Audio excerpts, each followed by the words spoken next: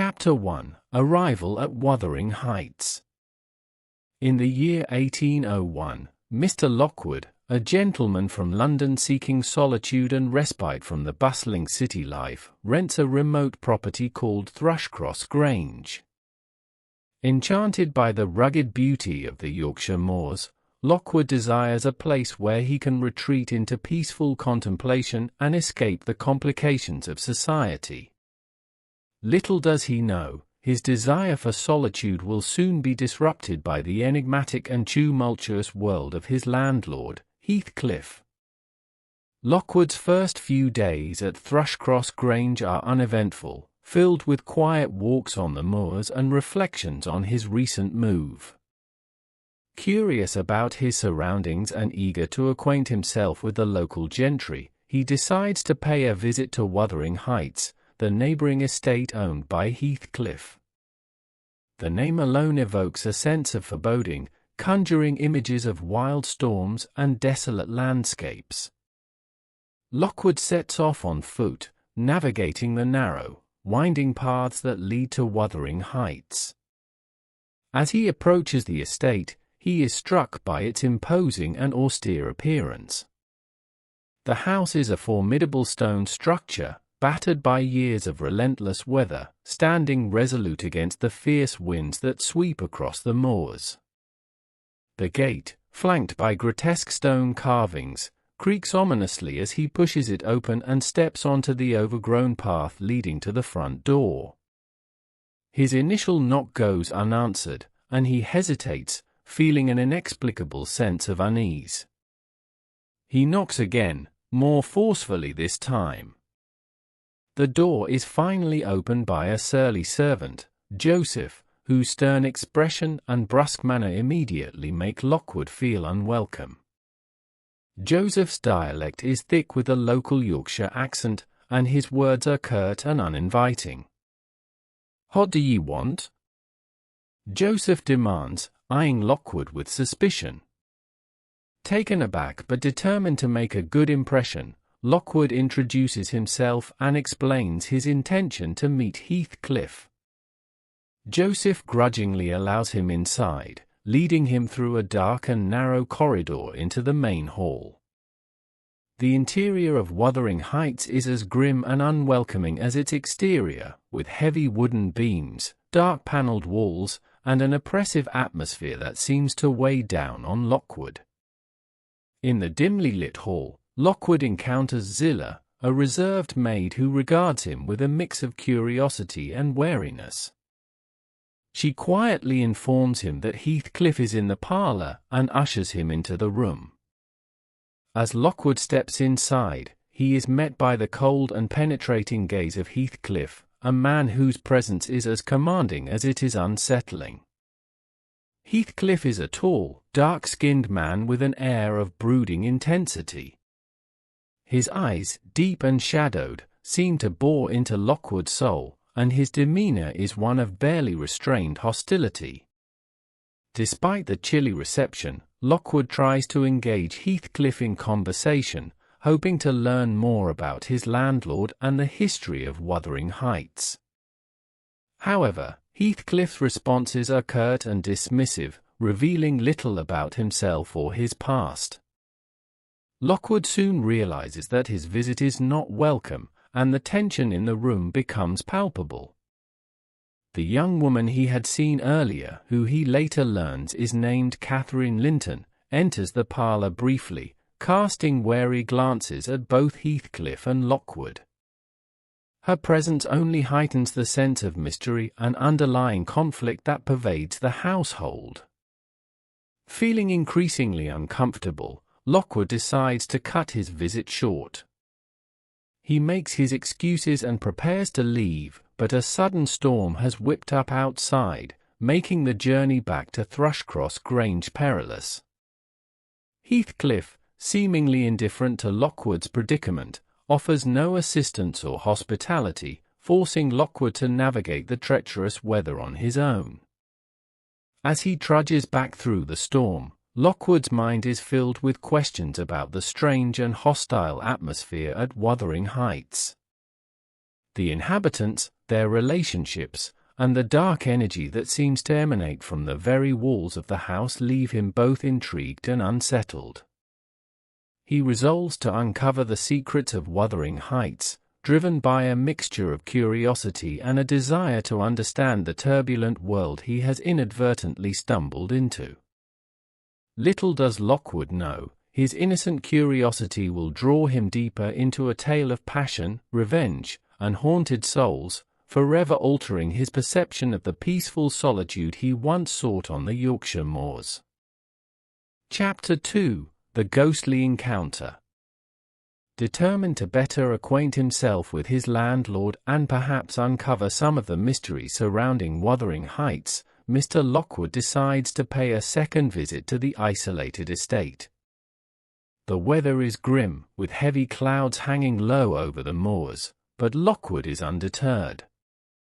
He sets out in the afternoon, making his way along the now familiar path, oblivious to the gathering storm. As Lockwood approaches Wuthering Heights, the wind picks up, and flurries of snow begin to fall. By the time he reaches the front gate, the snow is falling thick and fast, quickly covering the ground in a white blanket. Lockwood hesitates momentarily, considering whether to turn back, but his curiosity propels him forward. He knocks on the door, hoping for a warmer reception than his previous visit. To his surprise, it is Zillah, the reserved maid, who answers the door this time. Her expression is slightly less forbidding than before, though still guarded. Lockwood explains his predicament with the weather and expresses his desire to see Heathcliff again. Zillah reluctantly lets him inside, clearly aware that the worsening storm would make any journey treacherous. Once inside, Lockwood is ushered into the parlour, where he finds Heathcliff sitting by the fire, his expression as stern and unreadable as ever. The atmosphere in the room is as oppressive as before, the flickering fire casting long shadows on the walls. Heathcliff greets him with a curt nod, making no effort to hide his displeasure at the unexpected visit. Lockwood attempts to engage Heathcliff in conversation, but it is clear that his presence is unwelcome. Heathcliff's replies are monosyllabic, and his demeanour remains cold and aloof. Lockwood senses that any attempt to pry into Heathcliff's past or the history of Wuthering Heights would be futile, so he shifts the conversation to more mundane topics, hoping to pass the time until the storm abates. As the evening progresses, the storm outside intensifies. The wind howls around the house, rattling the windows and creating an eerie soundtrack to the evening. Lockwood glances outside and realizes that leaving tonight would be impossible. The snow is now several feet deep, and the visibility is almost zero. He reluctantly asks Heathcliff if he might stay the night, a request that is met with a frosty silence before Heathcliff grudgingly agrees. Zillah leads Lockwood to an upstairs bedroom, its decor as stark and unwelcoming as the rest of the house.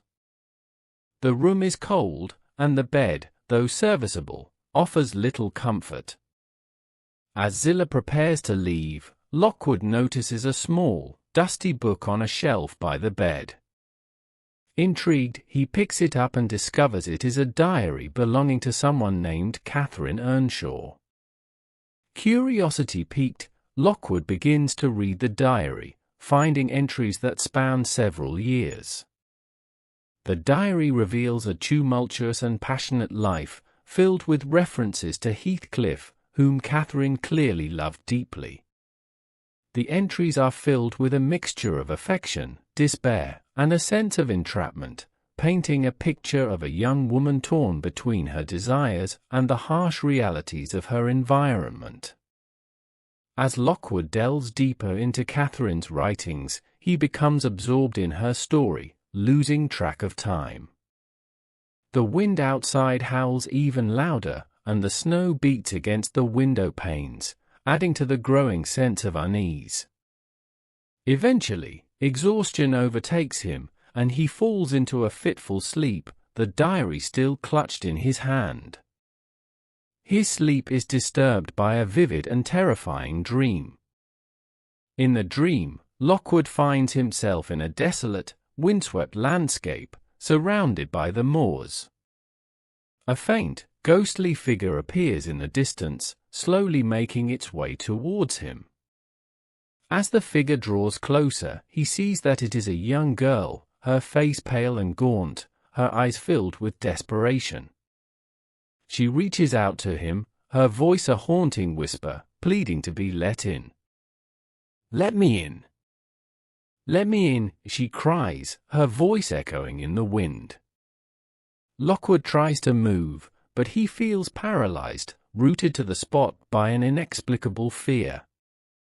The girl continues to approach, her expression growing more desperate and sorrowful. Finally, she reaches the window of the room, her hands pressing against the glass, her eyes locked onto his. "Please, let me in," she begs, her voice breaking. Terrified, Lockwood wakes with a start, his heart pounding in his chest. For a moment, he is disoriented, unsure if he is still dreaming. The room is cold and dark, the only sound the howling wind outside. Then he realizes that the cries have not stopped, they are real, coming from the window beside his bed. He turns slowly, dread filling his veins, and sees the ghostly figure of the girl at the window, her face twisted in anguish. With a scream, Lockwood leaps from the bed, his shout reverberating through the house. His cry awakens the household, and moments later, the door bursts open to reveal Heathcliff, his face livid with anger. Lockwood, still shaken, tries to explain what he saw, but Heathcliff cuts him off, his rage barely contained. "How dare you disturb the peace of this house?" Heathcliff roars, his eyes blazing. "Get back to bed and leave my household in peace." Lockwood, trembling, can only nod and retreat back to the bed. Heathcliff lingers in the room for a moment, his eyes scanning the window, a look of pain and longing flashing across his features before he masks it with anger once more. He slams the door behind him as he leaves, leaving Lockwood alone with his fear and confusion. Unable to sleep, Lockwood sits on the edge of the bed, his mind racing. The ghostly encounter has left him deeply unsettled, and he finds himself pondering the significance of the apparition and its connection to the diary of Catherine Earnshaw. He resolves to learn more about the tragic history of Wuthering Heights and the mysterious figures that haunt its halls, even as the storm rages on outside. As dawn breaks, the storm begins to subside, and Lockwood, exhausted and shaken, makes his way downstairs. The household is silent, the events of the night seemingly forgotten or ignored by its inhabitants. Lockwood takes his leave, making his way back to Thrushcross Grange through the snow-covered landscape, his mind filled with questions and a growing sense of foreboding about the dark secrets buried within Wuthering Heights. This unsettling experience marks the beginning of Lockwood's deep involvement in the lives of the inhabitants of Wuthering Heights, setting the stage for the unraveling of a tale filled with passion, vengeance, and the restless spirits of the past. Chapter 3: Nelly's story begins. Back at Thrushcross Grange, Mr. Lockwood finds it difficult to shake off the unsettling experiences of his visits to Wuthering Heights.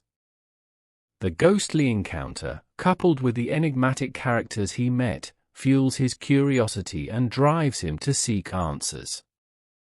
The memory of Catherine Linton's apparition and the palpable tension in Heathcliff's household leave him with a sense of unresolved mystery.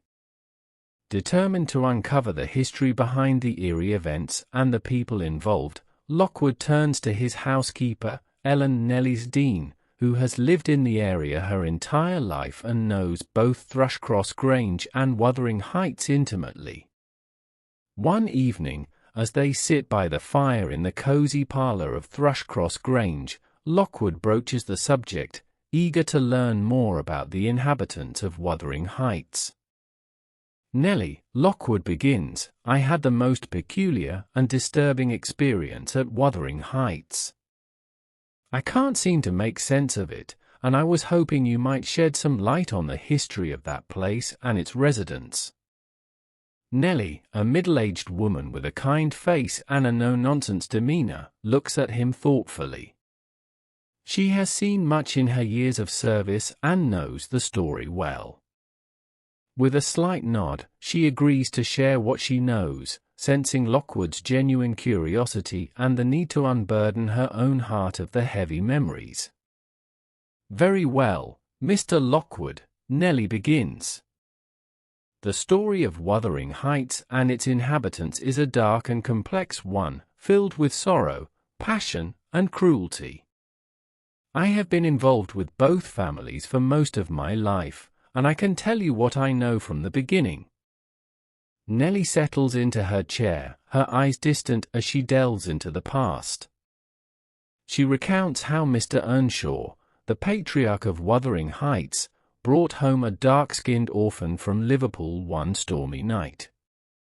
The child, whom he named Heathcliff, was found wandering the streets, hungry and destitute. Mr. Earnshaw took pity on the boy and decided to adopt him, much to the surprise and dismay of his family. Mr. Earnshaw had a kind heart, Nelly explains, and he treated Heathcliff as one of his own children. But not everyone welcomed the newcomer. Hindley, Mr. Earnshaw's son, was particularly resentful. He saw Heathcliff as a rival for his father's affection and grew increasingly jealous. Despite the initial resistance, Heathcliff quickly formed a close bond with Catherine Earnshaw, Mr. Earnshaw's spirited daughter. The two children became inseparable, exploring the moors together and sharing a deep, almost mystical connection. They understood each other in ways that no one else did, their bond transcending the ordinary friendship of childhood. Catherine and Heathcliff were like two halves of the same soul, Nelly continues. They shared a wild and untamed spirit, finding solace and freedom in each other's company. But Hindley's jealousy festered, and when Mr. Earnshaw passed away, Hindley took over the estate and began to exact his revenge on Heathcliff. With Mr. Earnshaw's death, Hindley returned from college with his new wife, Frances, and immediately asserted his dominance. He relegated Heathcliff to the status of a servant, stripping him of his privileges and treating him with relentless cruelty. Hindley's harsh treatment was a stark contrast to the loving care Mr. Earnshaw had shown, and it only served to deepen Heathcliff's resolve and hardened his character. Under Hindley's rule, Wuthering Heights became a place of misery for Heathcliff, Nelly says, her voice tinged with sadness. He was no longer allowed to be educated alongside Catherine, and his days were filled with hard labor and abuse. Yet, despite Hindley's efforts to break him, Heathcliff remained strong, driven by his love for Catherine and his desire for revenge. Nelly describes how Catherine's relationship with Heathcliff grew more complex as they matured. Catherine, though wild and passionate, was also drawn to the refined lifestyle of the Lintons, the wealthy family living at Thrushcross Grange. An incident in which Catherine was injured and taken in by the Lintons for several weeks marked a turning point in her life. She emerged from her stay with the Lintons more polished and with a growing admiration for Edgar Linton's genteel ways. Catherine's time with the Lintons changed her, Nelly explains. She began to see the world differently, torn between her wild love for Heathcliff and the allure of a more civilized life with Edgar Linton. It was a conflict that would ultimately lead to tragedy. Nelly's voice softens as she recounts the deepening rift between Heathcliff and Catherine. Despite their profound bond, Catherine's attraction to Edgar Linton's world created a barrier between them.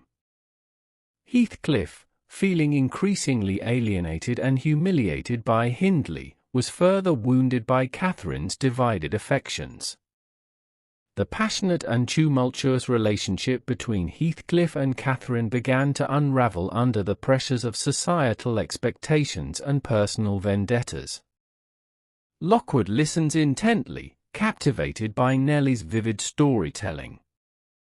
He senses that the tale of Wuthering Heights is far more intricate and tragic than he had initially imagined. The characters, with their intense emotions and complex relationships, seem almost larger than life, their fates intertwined in a web of love, hatred, and revenge.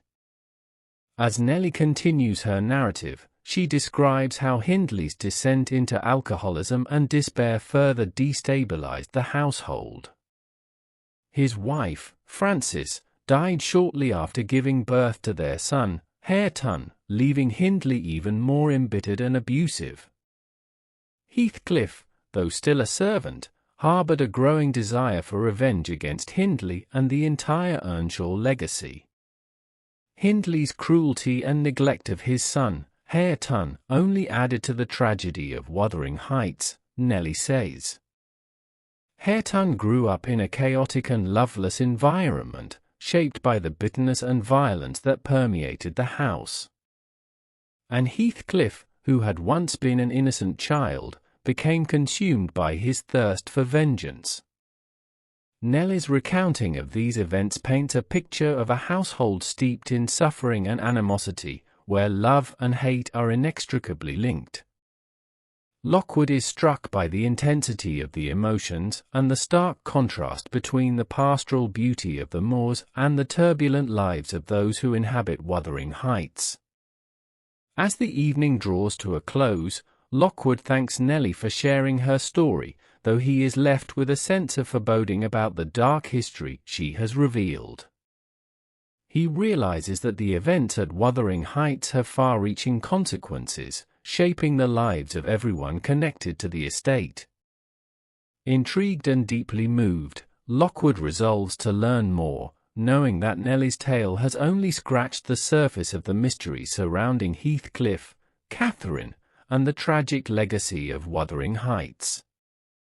With these thoughts in mind, Lockwood retires to his room, the flickering fire casting shadows on the walls. The wind outside has calmed, but the storm within his mind rages on, filled with the echoes of Nelly's story and the haunting images of the past. He falls into a restless sleep, dreaming of the wild moors, the tragic figures of Heathcliff and Catherine, and the timeless struggle between love and revenge that defines the legacy of Wuthering Heights. Chapter 4: Love and Betrayal.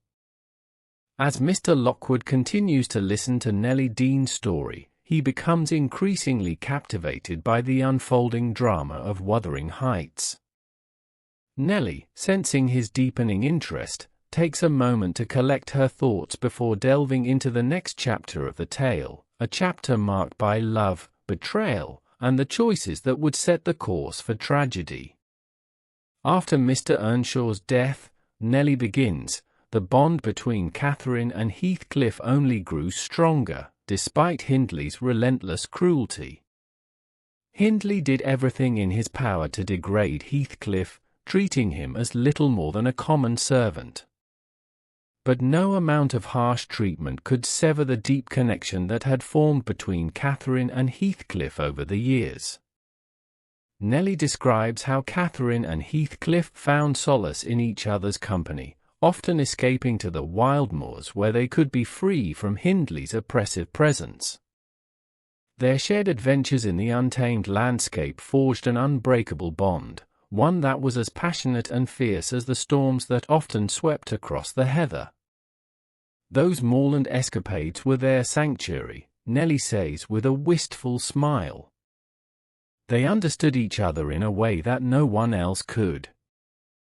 Catherine's fiery spirit matched Heathcliff's own intensity, and together they felt invincible.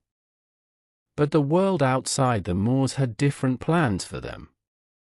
The turning point in Catherine's life came one fateful evening when she and Heathcliff were spying on the Linton family at Thrushcross Grange. They saw the refined and genteel life of the Lintons, a stark contrast to the rough and harsh existence at Wuthering Heights. Catherine's curiosity got the better of her, and she and Heathcliff ventured too close to the Grange. A dog attacked Catherine, and she was taken in by the Lintons to recover. The Lintons, though alarmed by the sudden intrusion, took pity on Catherine, Nelly recounts. They nursed her back to health, and during her stay, Catherine was exposed to a world she had never known, a world of gentility, refinement, and comfort. The Lintons, especially Edgar, were charmed by her spirited nature, and she found herself drawn to their way of life. Catherine's stay at Thrushcross Grange marked a significant shift in her character. When she returned to Wuthering Heights after several weeks, she was changed. Her wild and untamed spirit was now tempered by the influence of the Lintons' cultured lifestyle. She began to appreciate the finer things in life and developed a newfound sense of propriety and elegance. Heathcliff, however, remained unchanged. Nelly continues.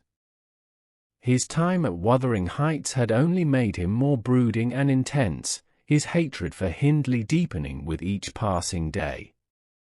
When Catherine returned, Heathcliff was struck by her transformation.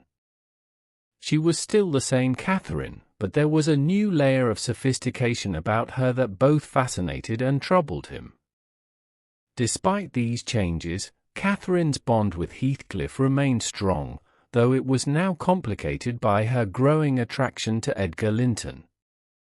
Edgar, captivated by Catherine's beauty and vivaciousness, began to court her in earnest. His affections were sincere, and he offered Catherine a life of comfort and security that was in stark contrast to the turbulence of Wuthering Heights. Edgar Linton was a kind and gentle soul, Nelly reflects.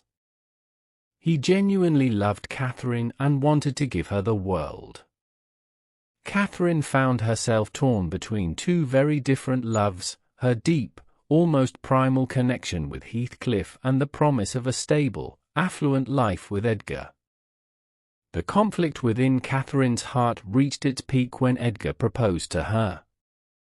It was a moment fraught with tension and uncertainty, as Catherine grappled with the enormity of the decision before her. She confided in Nelly, revealing the depth of her internal struggle. Catherine confessed to me, Nelly says, her voice softening, that she loved Heathcliff with all her heart. She described their love as something elemental, as if they were two parts of the same being. Yet, she also recognized that marrying Heathcliff would mean a life of hardship and social disgrace. She wanted more than what the life at Wuthering Heights could offer her. Catherine's famous declaration to Nelly, one of the most poignant moments in their conversation, revealed the extent of her turmoil.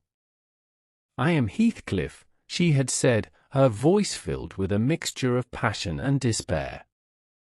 "He's always, always in my mind, not as a pleasure, any more than I am always a pleasure to myself, but as my own being." Nelly recounts how Catherine, torn between her love for Heathcliff and her desire for social advancement, ultimately decided to accept Edgar's proposal. She believed that by marrying Edgar, she could elevate herself and, perhaps, help Heathcliff in the process. It was a decision that was both pragmatic and heart-wrenching, made under the belief that she could somehow reconcile her love for Heathcliff with her ambitions. Catherine thought she could have it all, Nelly says, shaking her head. She believed she could marry Edgar, secure a comfortable life, and still keep Heathcliff close. But she underestimated the depth of Heathcliff's feelings and the impact her decision would have on him. When Heathcliff overheard Catherine telling Nelly that marrying him would degrade her, he was devastated. His love for Catherine was all-consuming, and her words, though not intended to hurt, cut him deeply. Feeling rejected and humiliated, Heathcliff disappeared that very night, leaving Wuthering Heights without a word. Heathcliff's departure left a void in Catherine's heart, Nelly recalls. She was heartbroken, believing that he had abandoned her forever. But she pressed on, determined to make the best of her new life with Edgar. The wedding took place, and Catherine moved to Thrushcross Grange, where she embraced her role as the lady of the house. Despite her efforts to adapt to her new life, Catherine was never truly happy. The luxuries and comforts of Thrushcross Grange could not fill the emptiness left by Heathcliff's absence. Her spirit, once so wild and free, became restless and unsettled. She longed for the passion and intensity that Heathcliff had brought into her life, and no amount of refinement or elegance could replace it. Edgar loved her dearly and did everything in his power to make her happy, Nelly says. But he could never understand the depth of her bond with Heathcliff. It was a love that defied logic and reason, something raw and elemental that neither Edgar nor anyone else could comprehend. Years passed, and just as Catherine began to accept her new life, Heathcliff returned. His absence had changed him. He was now wealthy and determined to exact his revenge on those who had wronged him. His return threw Catherine into a state of emotional turmoil, rekindling old passions and igniting new conflicts. Heathcliff's return was like a storm sweeping through Thrushcross Grange, Nelly describes. Catherine was overjoyed to see him, but also terrified of the consequences. Heathcliff, now a man of means, was determined to reclaim what he believed was rightfully his, and his presence disrupted the fragile peace that Catherine had tried so hard to maintain. Heathcliff's reappearance brought with it a whirlwind of emotions and actions. He began to sow discord between Catherine and Edgar, using his newfound wealth and influence to manipulate those around him. His vengeance was directed not only at Hindley, who was by now a broken man, but also at Edgar, whom he saw as a rival for Catherine's affections. Catherine found herself caught between two powerful forces, Nelly continues. On one side, there was Edgar, who represented stability and security. On the other, there was Heathcliff, who embodied passion and chaos. Her heart was torn apart by the conflicting loyalties and desires that threatened to destroy everything she held dear.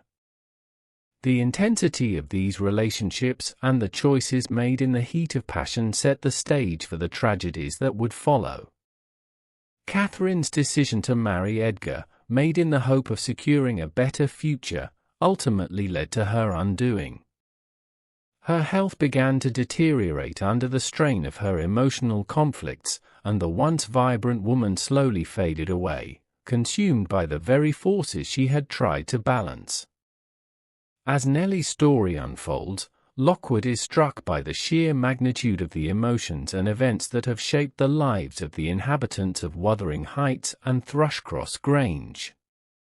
The tale of love and betrayal, of passions that defy societal norms, leaves him with a profound sense of melancholy and a deeper understanding of the human heart's complexities. The chapter ends with Nelly pausing, her eyes reflecting the sorrow and regret of the memories she has shared. Lockwood, deeply moved by the story, thanks her for her openness and candor. He realizes that the history of Wuthering Heights is not just a tale of love and loss, but a testament to the enduring power of human emotions and the choices that define our destinies. Chapter 5: Heathcliff's Revenge. As Mr. Lockwood eagerly listens to Nelly Dean's unfolding narrative, the complexity and depth of the story envelop him.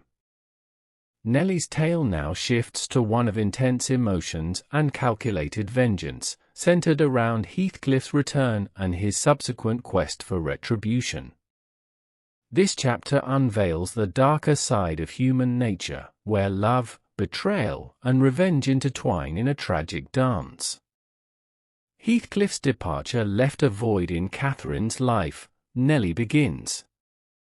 His absence was like a wound that never quite healed, but Catherine pressed on. She married Edgar Linton, believing that she could forge a new life for herself. Little did she know that Heathcliff's return would bring a storm that would upend everything. For 3 years, Heathcliff vanished without a trace.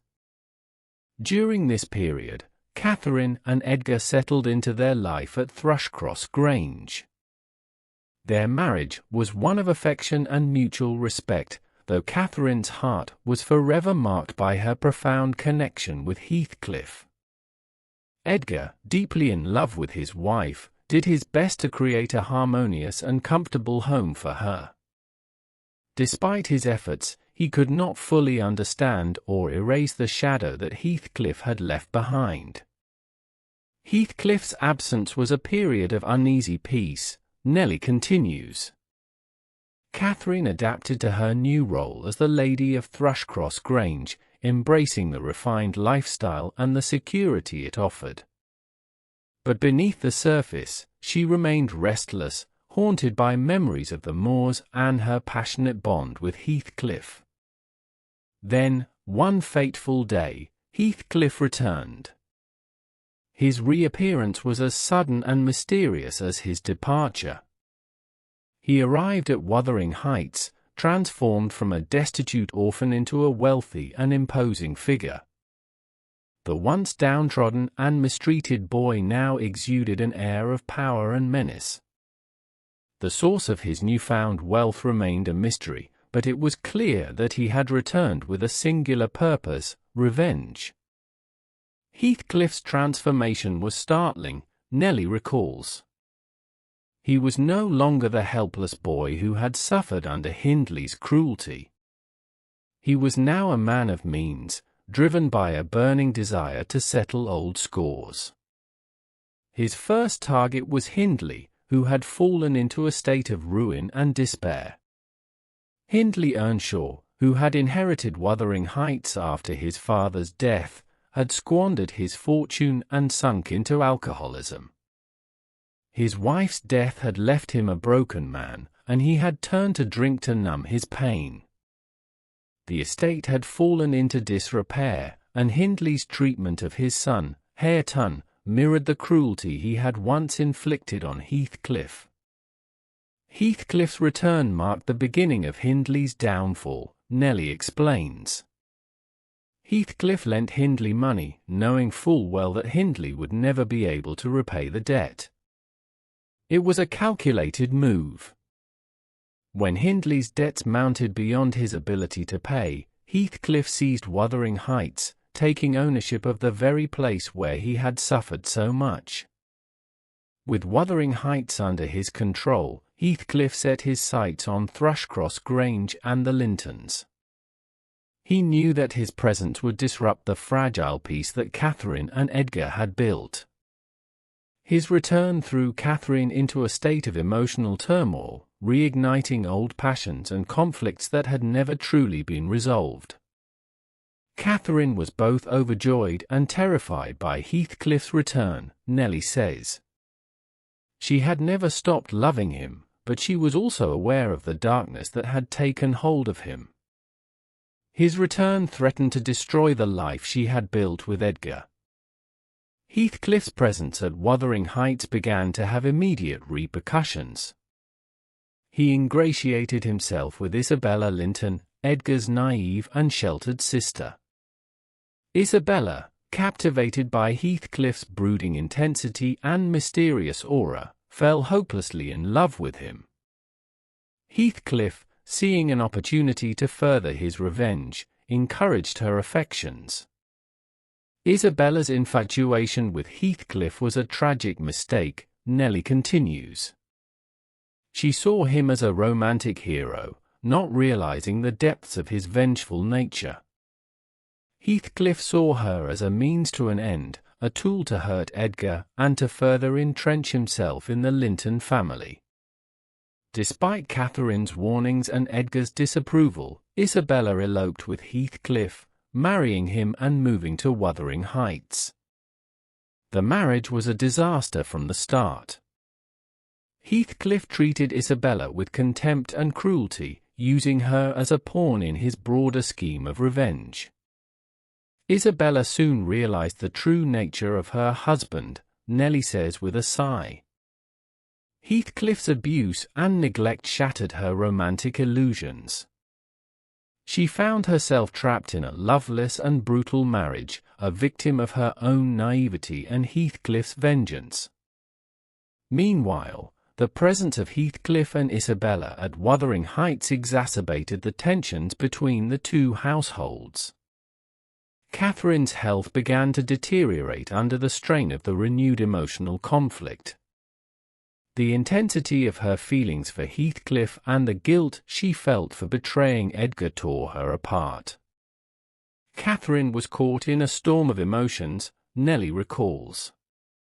Her love for Heathcliff was as strong as ever, but she was also deeply attached to Edgar. The conflicting loyalties and the constant turmoil took a severe toll on her health. Catherine's condition worsened, and she became increasingly fragile, both physically and emotionally. Edgar, devoted and caring, did everything he could to nurse her back to health, but the underlying cause of her illness was beyond his understanding or control. Heathcliff's presence acted like a poison, exacerbating her already delicate state. One night, during a particularly heated argument between Heathcliff and Edgar, Catherine collapsed, Nelly recounts, her voice heavy with emotion. The confrontation had been the final straw, pushing her beyond her limits. She was bedridden, her strength ebbing away with each passing day. As Catherine lay on her deathbed, the true depth of her feelings for Heathcliff came to the fore. In a heartbreaking moment of clarity, she expressed her undying love for him, even as she acknowledged the impossibility of their situation. Heathcliff, devastated by the sight of her suffering, could not conceal his own anguish. Catherine's final days were filled with sorrow and regret, Nelly says, tears glistening in her eyes. She knew that her choices had led to this moment, but she also knew that her love for Heathcliff was something that transcended all reason and logic. It was a love that consumed her body and soul. Catherine died shortly after giving birth to her daughter, also named Catherine, Cathy. Her death was a crushing blow to both Edgar and Heathcliff. Edgar, though heartbroken, devoted himself to raising their daughter, finding some solace in her presence.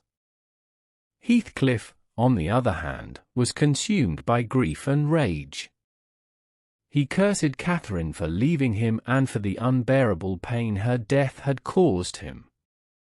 Heathcliff's grief turned into a burning desire for revenge, Nelly says. He blamed everyone for Catherine's death, Edgar, Isabella, Hindley, even himself. His heart, already hardened by years of suffering, became a vessel of unrelenting vengeance. With Catherine gone, Heathcliff's actions became even more ruthless. He continued to manipulate and torment those around him, particularly Hindley and Isabella. Hindley, already a broken man, sank deeper into his vices, while Isabella endured Heathcliff's cruelty, her life at Wuthering Heights a living nightmare. Heathcliff's revenge knew no bounds, Nelly continues. He took particular delight in degrading Hareton, Hindley's son, treating him as Hindley had once treated him. Hareton, an innocent victim in the cycle of revenge, grew up in an environment of neglect and abuse, ignorant of his true heritage. Despite his seemingly boundless cruelty, Heathcliff's actions were driven by his unending love for Catherine. His desire for revenge was intertwined with his grief, and every act of cruelty was a reflection of his own torment. The more he hurt others, the more he fed the emptiness inside him. Love and revenge had become indistinguishable in Heathcliff's mind, Nelly says softly. He could not let go of Catherine, even in death. Her memory haunted him, driving him to inflict the pain he felt on everyone around him. As Nelly concludes her recounting of these dark and turbulent times, Mr. Lockwood is left with a profound sense of the tragic nature of the story. Heathcliff's transformation from a passionate lover to a vengeful tyrant underscores the destructive power of unfulfilled love and unresolved grievances. The legacy of Wuthering Heights, with its tales of love, betrayal, and revenge, is a testament to the enduring and often tragic complexities of the human heart. Lockwood, deeply moved and haunted by Nelly's tale, realizes that the story of Wuthering Heights is far from over.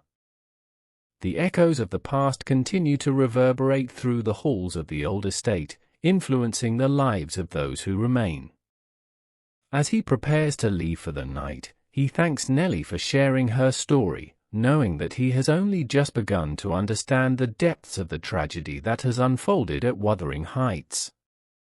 The chapter ends with Lockwood contemplating the nature of revenge and the ways in which love can drive people to unimaginable lengths. The story of Heathcliff and Catherine is one of intense passion and profound loss, a tragic reminder of the lengths to which the human heart can go in its pursuit of both love and vengeance. Chapter 6: Catherine's Turmoil. The intricate tapestry of Wuthering Heights continues to unfold as Nelly Dean delves deeper into the heart-wrenching saga. Mr. Lockwood, now fully engrossed in the tale, listens intently as Nelly recounts the turbulent times that followed Heathcliff's return, a period marked by profound emotional conflict and the devastating consequences of unchecked passions. The return of Heathcliff was a catalyst that threw Catherine Earnshaw's life into disarray. His presence was a constant reminder of the intense and tumultuous bond they once shared, and it disrupted the fragile peace she had found with Edgar Linton. Catherine's heart was a battleground, torn between her enduring love for Heathcliff and her commitment to Edgar. Heathcliff's return unsettled Catherine deeply, Nelly begins. She had hoped to find some semblance of peace and stability at Thrushcross Grange, but with Heathcliff back, all those hopes were dashed. His presence awakened old emotions and reignited the conflict that had never truly been resolved. Catherine's distress was palpable. She oscillated between moments of intense passion and profound despair, unable to reconcile her feelings. The internal conflict began to take a toll on her health, both physically and mentally. She became increasingly agitated, her once vibrant spirit now overshadowed by a deep and pervasive melancholy. Heathcliff's return was like a storm battering her soul, Nelly says, her voice heavy with emotion. She loved him with a fierce and consuming passion, but she also cared deeply for Edgar. The strain of trying to balance these conflicting loyalties was more than she could bear. Adding to the turmoil was Heathcliff's calculated move to court Isabella Linton, Edgar's innocent and naive sister. Heathcliff's intentions were far from noble. He saw Isabella as a means to further his revenge against Edgar and to hurt Catherine. He played the part of a charming suitor, all the while hiding his true, vengeful motives. Isabella was infatuated with Heathcliff, Nelly recounts. She saw him as a romantic figure, dark and mysterious, and she was completely blinded by her emotions. Despite Catherine's warnings and Edgar's protests, Isabella was determined to marry Heathcliff, believing that he truly loved her. Catherine's attempts to dissuade Isabella were desperate and heartfelt. She knew the true nature of Heathcliff's feelings and the darkness that lurked within him. Her warnings, however, fell on deaf ears. Isabella was entranced by Heathcliff, and her infatuation rendered her impervious to reason. Catherine tried to make Isabella see the truth, Nelly says with a sigh. She told her about Heathcliff's capacity for cruelty and his vengeful nature, but Isabella was too smitten to listen. She saw only what she wanted to see, a romantic hero who would sweep her off her feet. Isabella's elopement with Heathcliff was a blow that Catherine could not withstand. The emotional strain of Heathcliff's return, coupled with the knowledge that he had married Isabella to spite her and Edgar, proved too much. Catherine's health, already fragile, began to deteriorate rapidly. Catherine's illness was a reflection of her inner turmoil, Nelly explains. She was consumed by guilt, love, and a sense of betrayal. Her body could not withstand the emotional storm that raged within her, and she fell gravely ill. As Catherine lay bedridden at Thrushcross Grange, the true extent of Heathcliff's cruelty towards Isabella became evident. Heathcliff, having achieved his goal of hurting Edgar and Catherine, now turned his wrath upon his new wife. Isabella, who had once believed herself to be the object of Heathcliff's affection, found herself living a nightmare. Isabella soon realized the grim reality of her situation, Nelly says, her voice tinged with sorrow. Heathcliff's treatment of her was nothing short of barbaric. He saw her as a means to an end, and once he had achieved his goal, he discarded her with cold indifference. Isabella's life at Wuthering Heights was a stark contrast to the sheltered and genteel existence she had known at Thrushcross Grange. Heathcliff's cruelty knew no bounds. He subjected her to constant humiliation and abuse, treating her more like a prisoner than a wife. The household, already steeped in misery and dysfunction, became even darker with Isabella's presence. Wuthering Heights under Heathcliff's rule was a place of despair, Nelly continues. Isabella, once full of life and hope, was reduced to a shadow of her former self. She had been lured into a trap, and there was no escape from the hellish existence she now endured. Isabella's letters to her brother, Edgar, painted a grim picture of her life with Heathcliff. She described the torment she suffered and pleaded for his help. Edgar, though furious with Heathcliff, felt powerless to intervene. His primary concern was Catherine, whose condition was growing more critical by the day. Edgar was torn, Nelly says. He wanted to rescue his sister, but he could not leave Catherine's side. She needed him, and he was determined to be there for her, no matter what. The situation was a tragic tangle of conflicting duties and helplessness. Catherine, in her weakened state, was acutely aware of the suffering around her. Her heart ached for Isabella, and she felt a profound sense of guilt for the role she believed she had played in the unfolding tragedy. Her own suffering was compounded by the knowledge that those she loved were also in pain. Catherine's illness was not just physical, Nelly explains. It was the manifestation of her broken heart and troubled mind. She felt responsible for Isabella's plight and for the chaos that had engulfed their lives. The weight of it all was too much for her to bear. As Catherine's condition worsened, the atmosphere at Thrushcross Grange grew increasingly sombre. Edgar, though steadfast in his devotion, could see that the woman he loved was slipping away. His heart was breaking, but he held on to the hope that Catherine might recover. Edgar's love for Catherine was unwavering, Nelly says, her voice filled with admiration. He stayed by her side, caring for her with a tenderness that was both beautiful and tragic. He refused to give up on her, even as the light in her eyes began to fade. In her final days, Catherine's thoughts turned to Heathcliff.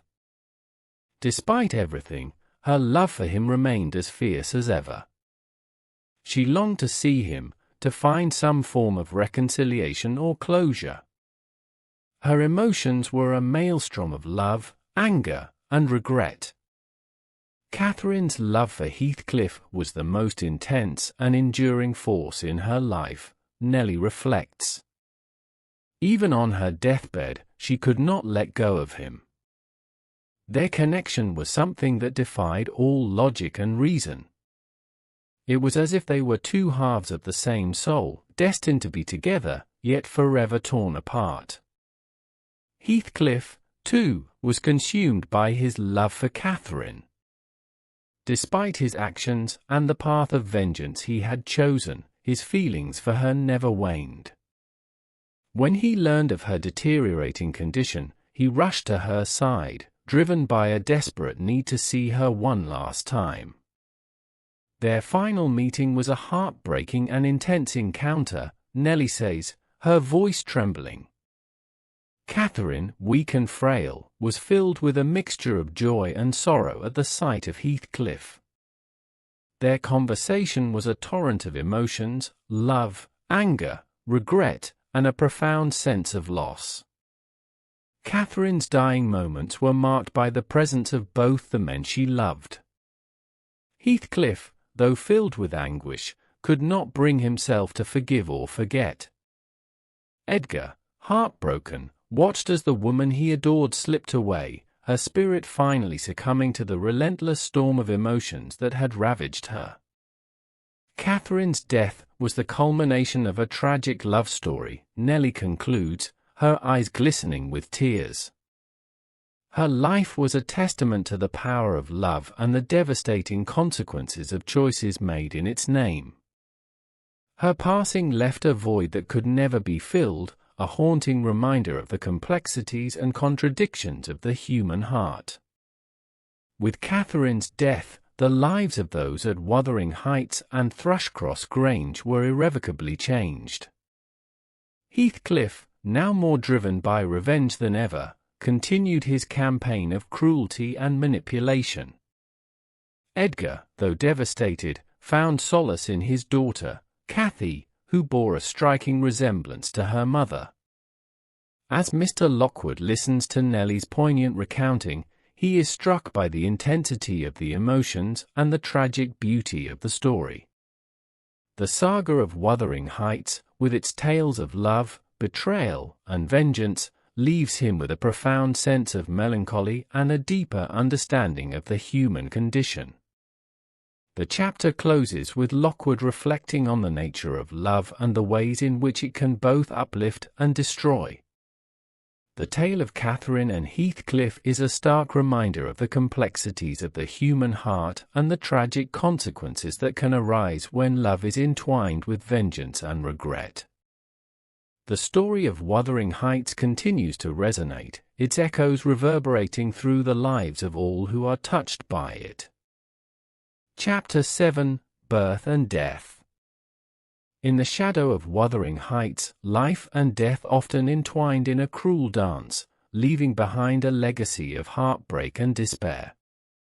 Mr. Lockwood, still captivated by Nelly Dean's poignant narrative, prepares to hear of the next chapter in this saga, a chapter marked by profound sorrow and the fleeting joy of new life.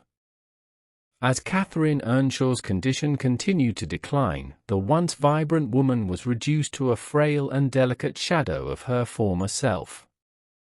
The emotional turmoil, the relentless internal conflict, and the physical strain had taken their toll. Her relationship with Heathcliff had been both her greatest passion and her undoing. Catherine's health was in a precarious state, Nelly begins, her voice filled with a quiet sadness. She was weakened by the ceaseless emotional storm raging within her. Her spirit, so wild and untamed, was gradually being extinguished by the relentless anguish of her heart. In the midst of this turmoil, Catherine discovered that she was pregnant. The news brought a complicated mix of emotions to Thrushcross Grange. Edgar, despite his profound concern for Catherine's health, found a glimmer of hope in the prospect of fatherhood. He devoted himself even more to her care, hoping against hope that the impending birth might bring some measure of joy and healing. Edgar was overjoyed and terrified, Nelly continues. He clung to the hope that the birth of their child might somehow save Catherine, might give her a reason to fight and recover. He lavished her with attention and care, never leaving her side for long.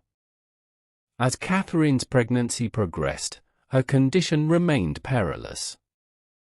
The emotional strain of her complicated relationship with Heathcliff, coupled with the physical demands of her pregnancy, left her exhausted and vulnerable. The once strong and resilient woman now appeared fragile and a mere shadow of her former self. Catherine was caught in a relentless struggle, Nelly explains. Her love for Heathcliff, her commitment to Edgar, and the impending arrival of her child created a tumultuous mix of emotions that she could scarcely bear. She was torn between her conflicting loyalties and the harsh realities of her frail health. The day of reckoning arrived on a stormy night, a fitting backdrop for the tempestuous life of Catherine Earnshaw. Amidst the howling wind and lashing rain, Catherine went into labor. The household was thrown into a state of frantic activity, with Edgar hovering anxiously and Nelly trying to maintain a semblance of calm. The night Catherine gave birth was one of the longest and most harrowing nights I can remember, Nelly recounts, her voice trembling with the memory. The storm outside seemed to echo the turmoil within the house. Catherine's labor was difficult and prolonged, and we all feared for her life. After hours of intense labor, Catherine gave birth to a daughter, Cathy. The child, though small and fragile, was a beacon of hope amidst the prevailing darkness. However, the joy of Cathy's birth was swiftly overshadowed by Catherine's rapidly deteriorating condition. Cathy's arrival was bittersweet, Nelly continues, her eyes glistening with unshed tears. She was a beautiful, delicate child, but Catherine's strength was spent. She had given everything she had to bring her daughter into the world, and there was nothing left to sustain her. As the hours passed, it became clear that Catherine was not going to recover. Her breathing grew shallow, and her once bright eyes began to dim. Edgar, heartbroken and desperate, held her hand, whispering words of love and encouragement, hoping against hope for a miracle. Edgar's love for Catherine was boundless, Nelly says softly. He refused to leave her side, even as the reality of her impending death became undeniable.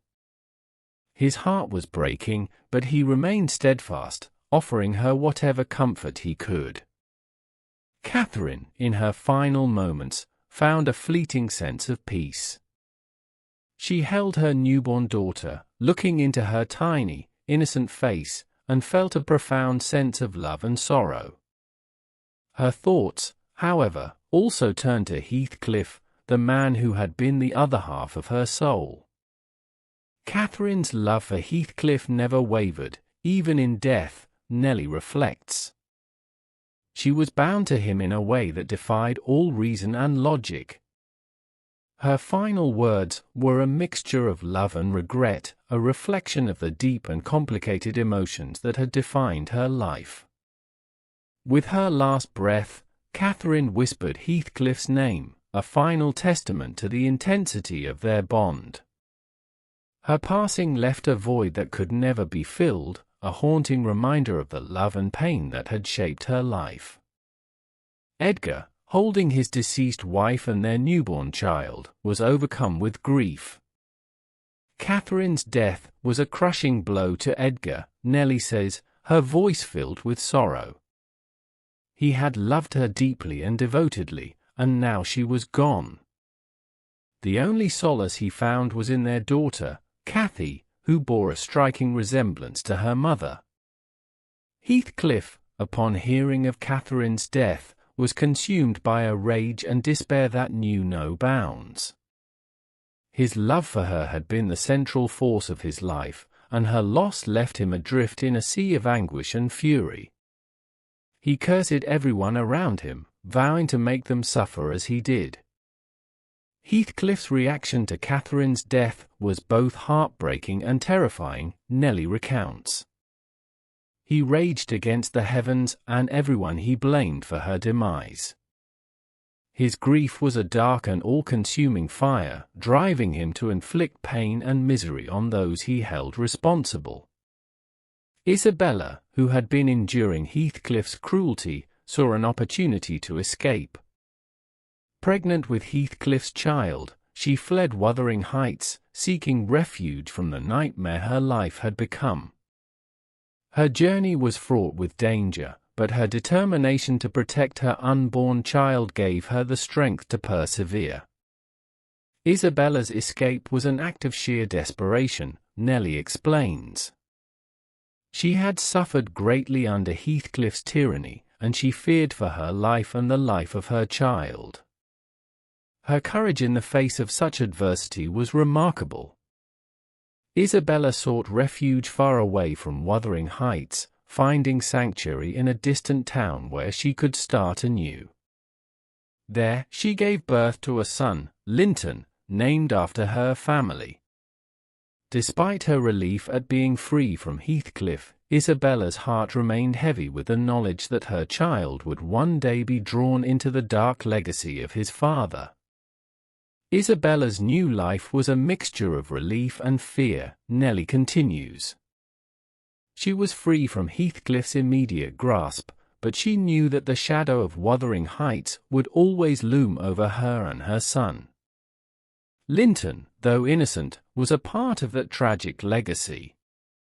Back at Thrushcross Grange, Edgar Linton devoted himself to raising Cathy, pouring all his love and energy into her upbringing.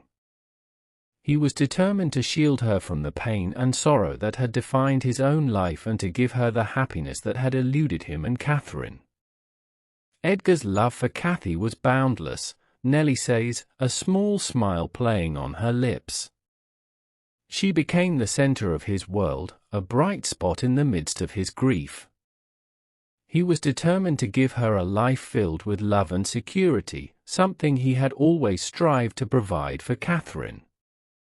Heathcliff, meanwhile, continued his campaign of vengeance. The loss of Catherine had only deepened his resolve to make those around him suffer. He directed his wrath towards Hindley, driving him further into ruin, and continued to treat Hareton with callous cruelty. Heathcliff's heart was a cauldron of bitterness and rage, Nelly reflects. He could not let go of his hatred, and it consumed him. His actions were driven by a relentless desire to inflict pain, a reflection of the agony he felt within.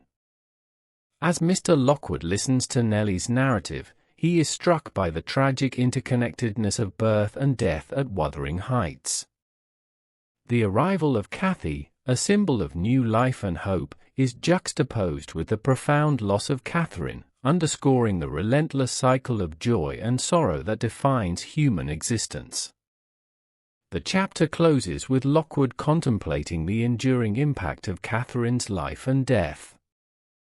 Her legacy, carried forward by her daughter, Cathy, and the continued presence of Heathcliff, casts a long shadow over Wuthering Heights and Thrushcross Grange. The story of love, betrayal, and vengeance is far from over, and its echoes continue to reverberate through the lives of all who are touched by it. Nelly's recounting leaves Lockwood with a deep sense of melancholy and a heightened appreciation for the complexities of the human heart. The tale of Wuthering Heights is a testament to the enduring power of love and the devastating consequences of its loss, a reminder that life's greatest joys and sorrows are often inextricably linked. Chapter 8: The Next Generation.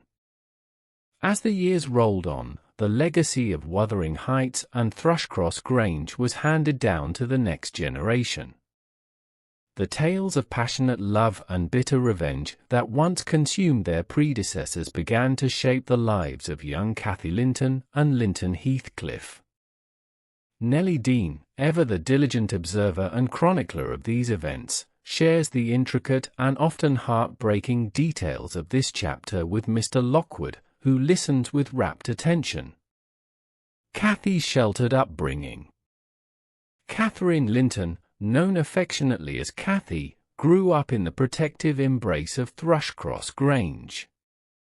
Under the watchful eyes of her father, Edgar Linton, and Nelly Dean, she was shielded from the darker aspects of her family's past. Edgar, determined to give his daughter the happiness that had eluded him and his late wife, ensured that Cathy's childhood was filled with love, education, and gentle care. Cathy was the very picture of innocence and joy, Nelly begins, her eyes softening with the memory. She was bright, curious, and full of life. Edgar devoted himself entirely to her upbringing, striving to provide her with a world far removed from the tumultuous and sorrowful past. Thrushcross Grange, with its serene gardens and stately rooms, became Cathy's world. She was taught to read, to appreciate music, and to be kind-hearted and compassionate. Edgar's influence was evident in her manners and gentleness, traits that endeared her to all who knew her. Edgar's greatest joy was in seeing Cathy happy, Nelly continues. He poured all his love and attention into her, hoping to create a haven of peace and stability. For many years, Thrushcross Grange was a place of tranquility, a stark contrast to the stormy atmosphere of Wuthering Heights. Isabella's death and Linton's arrival. While Cathy's life was one of relative peace, the shadow of Wuthering Heights loomed ever larger. Isabella Linton's life, after her escape from Heathcliff, had been one of struggle and sorrow. Despite the freedom from her cruel husband, she remained haunted by the past. Her health deteriorated, and she died, leaving her son, Linton Heathcliff, in the care of his father. Isabella's passing was a sad but not unexpected event, Nelly says, her voice tinged with regret. She had suffered greatly, both physically and emotionally. Her death left Linton, a frail and sickly boy, at the mercy of Heathcliff. Linton's arrival at Wuthering Heights marked a new chapter in Heathcliff's relentless pursuit of revenge. The boy, weak and delicate, was ill-prepared for the harsh realities of his new home. Heathcliff, seeing in Linton a tool for his schemes, cared little for his son's well-being. Instead, he focused on how best to use Linton to achieve his own ends. Heathcliff's treatment of Linton was cold and calculating, Nelly explains. He saw the boy not as a son to be cherished, but as a means to an end. His plan was to use Linton to gain control over Thrushcross Grange, thereby completing his revenge against Edgar. Heathcliff's scheme. Heathcliff's machinations were as cunning as they were cruel. He knew that if Linton married Cathy, he could secure Thrushcross Grange through his son's inheritance. To this end, he began to orchestrate events to bring the two young people together, exploiting Linton's frail health and Cathy's compassionate nature. Heathcliff was nothing if not strategic, Nelly says with a sigh. He understood human nature and used that knowledge to manipulate those around him. He encouraged Linton to write to Cathy, playing on her sympathy and curiosity.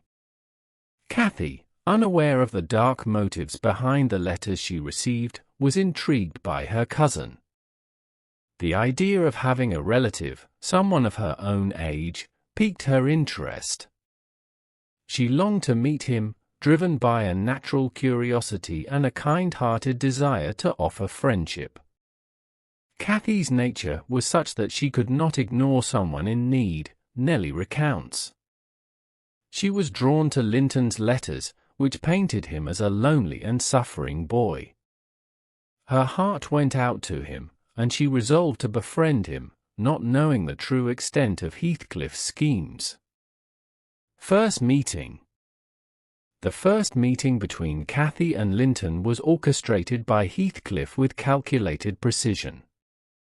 He ensured that the encounter would evoke the maximum amount of sympathy from Cathy while furthering his own nefarious plans. Linton, coached by his father, played the part of the helpless, ailing boy to perfection. Cathy was deeply moved by Linton's plight, Nelly continues.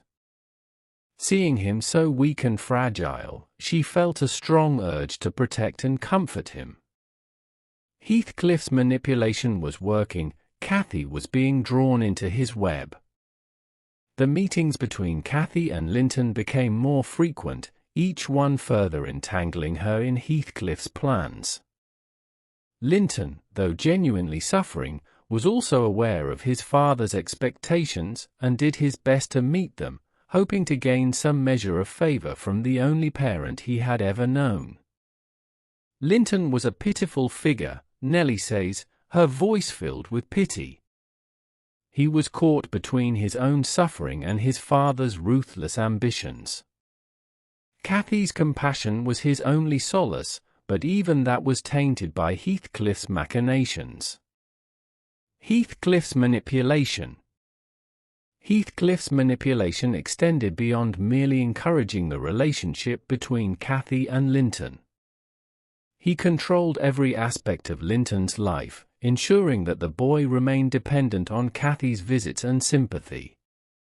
This dependency was designed to pull Cathy further away from her father's protective influence and deeper into the orbit of Wuthering Heights. Heathcliff's strategy was to isolate Cathy from Edgar, Nelly explains. By making her feel responsible for Linton, he ensured that she would continue to visit Wuthering Heights, despite Edgar's disapproval. It was a cruel and effective method of control. Edgar, seeing the growing bond between Cathy and Linton, was deeply concerned. He feared for his daughter's well-being and was wary of Heathcliff's intentions. However, his attempts to keep Cathy away from Wuthering Heights were met with resistance. Cathy's burgeoning independence and her compassionate nature made it difficult for him to restrict her movements without causing further rebellion. Edgar's dilemma was heartbreaking, Nelly says softly. He wanted to protect Cathy, but he also recognized her growing need for independence.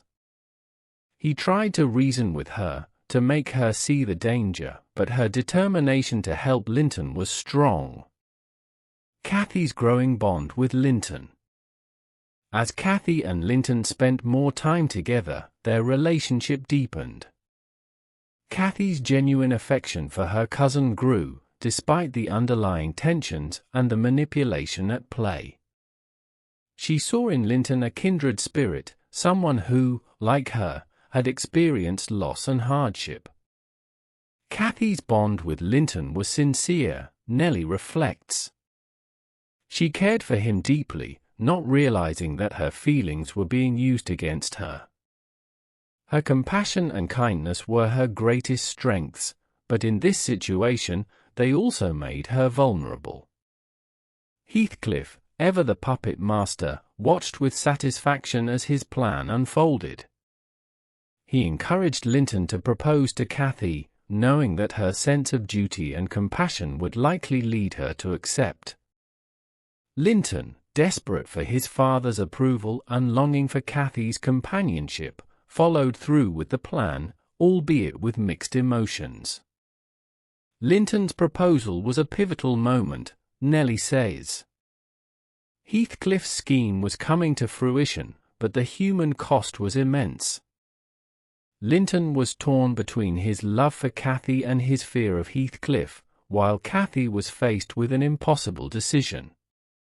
Edgar's last stand. Edgar, sensing the culmination of Heathcliff's plot, made one final attempt to protect his daughter. He confronted Heathcliff, demanding that he cease his manipulations and leave Cathy alone. The confrontation was intense, with both men standing firm in their resolve. Edgar's confrontation with Heathcliff was a desperate act, Nelly recalls. He was willing to do whatever it took to protect Cathy, even if it meant facing down the man who had caused him so much pain. His love for his daughter gave him the strength to stand up to Heathcliff. Despite Edgar's efforts, the grip Heathcliff had on Linton, and by extension, Cathy, was too strong. Cathy, caught between her love for her father and her compassion for Linton, found herself in an increasingly untenable position. She was drawn to Wuthering Heights, despite the pain it caused Edgar, unable to abandon her cousin to his suffering. Cathy's heart was torn in two, Nelly says, her voice filled with sorrow. She loved her father dearly, but she could not turn her back on Linton. Heathcliff's manipulation had created a tragic conflict, one that was tearing the family apart. The inevitable marriage. As Linton's health continued to decline, the pressure on Cathy mounted. Heathcliff's insistence on the marriage became more forceful, and Linton's pleas grew more desperate. Cathy, overwhelmed by the weight of her responsibilities and the intensity of her emotions, eventually agreed to marry Linton, hoping to bring him some measure of peace. Cathy's decision to marry Linton was made out of love and compassion, Nelly explains. She believed that by marrying him, she could provide him with the comfort and care he so desperately needed. She did not realize the full extent of Heathcliff's schemes.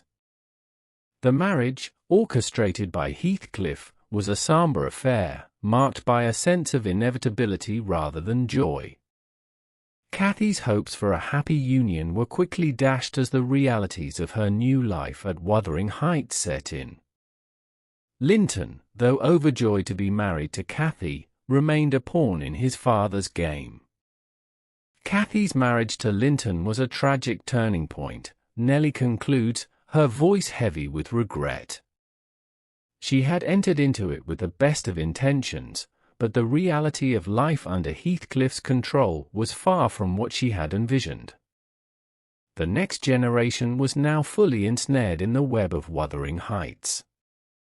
As Mr. Lockwood absorbs Nelly's narrative, he is struck by the cyclical nature of the tragedies that have befallen the families of Wuthering Heights and Thrushcross Grange. The young lives of Cathy and Linton, filled with promise and potential, are now overshadowed by the same forces of love, betrayal, and revenge that consumed their parents. The echoes of the past continue to reverberate through their lives, a testament to the enduring power of the passions that once roared through these hills and moors. Chapter 9: A Forced Union. The saga of Wuthering Heights took a darker turn as Heathcliff's insidious plans bore fruit, ensnaring young Cathy Linton in a web of cruelty and manipulation. Mr. Lockwood, now deeply invested in the tale, listened with bated breath as Nelly Dean recounted the harrowing events that led to Cathy's forced union with Linton Heathcliff, the ensuing suffering, and the ultimate triumph of Heathcliff's malevolent schemes. The coercion and imprisonment. Cathy's agreement to marry Linton, though motivated by compassion, was not enough for Heathcliff. Determined to ensure the union occurred without delay, he resorted to increasingly ruthless tactics. Heathcliff's first act was to isolate Cathy from her father, Edgar, and all outside support. Heathcliff's cruelty knew no bounds, Nelly begins, her voice heavy with sorrow.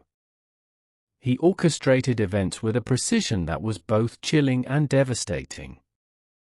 Cathy was lured to Wuthering Heights under the guise of visiting her ailing cousin, but once there, she was not allowed to leave. Cathy's imprisonment at Wuthering Heights was a stark contrast to the freedom she had enjoyed at Thrushcross Grange. The once bright and cheerful young woman found herself trapped in a place filled with darkness and despair. The hostile environment and oppressive atmosphere took a toll on her spirit. Cathy's captivity was a nightmare, Nelly continues.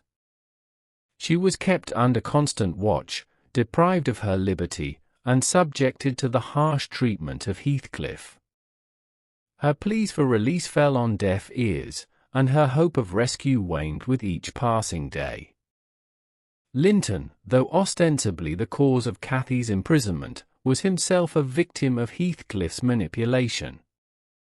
Weak and fearful, he had neither the strength nor the will to oppose his father. His health continued to deteriorate, making him a frail and pitiful figure in this tragic tableau.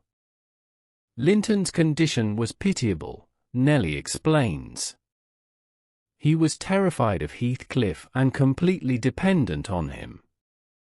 His marriage to Cathy, rather than bringing him solace, only added to his suffering. He was too weak to stand up to his father, and his health declined rapidly under the stress. The forced marriage. Under Heathcliff's relentless pressure, the marriage between Cathy and Linton was hastily arranged. The ceremony, held in the gloomy confines of Wuthering Heights, was devoid of joy or celebration. It was a union marked by fear, coercion, and a profound sense of inevitability. The marriage was a grim affair, Nelly recounts. Cathy, though outwardly composed, was inwardly devastated. She had hoped for a life filled with love and happiness, but instead found herself trapped in a nightmare. Linton, though he cared for Cathy, was too frail to be a proper husband. Heathcliff's presence loomed large over the proceedings, a constant reminder of the power he held over both young people. His satisfaction at the completion of his plan was evident, though it brought misery to those around him. Heathcliff was triumphant, Nelly says bitterly. He had succeeded in binding Cathy to Linton, thereby ensuring his control over Thrushcross Grange. His victory came at the cost of immense suffering, but he cared little for the pain he caused. Cathy's endurance. Cathy's life at Wuthering Heights after her forced marriage was one of hardship and endurance.